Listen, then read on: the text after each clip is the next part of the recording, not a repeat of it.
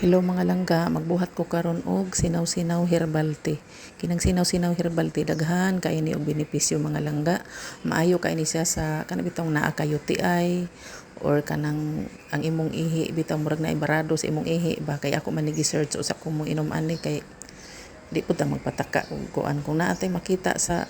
unsa social media diha nga mga maunay tambal ako sa ginang susihon ang maayo nga benefits or naay dili maayo nga side effect kani siya kay akong gitan-aw maayo man gid kaayo ni siya no mo nang ni moinom ko ani karon kay hinay kayo akong pangihi nga niinuman unta kog daghang tubig niya sakit-sakit akong bataang ba mo nang mahadlok baya ta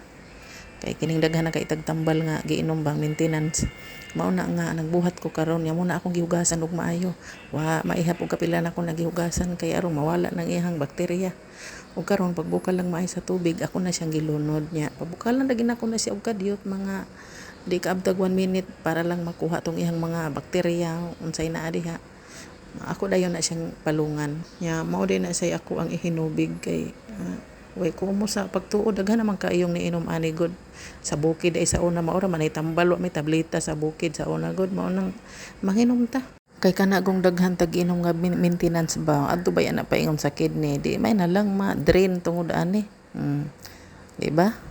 tanom diha libre ra man na maura to ako aning pabugnaon aron mainom na nako niya salamat mga langga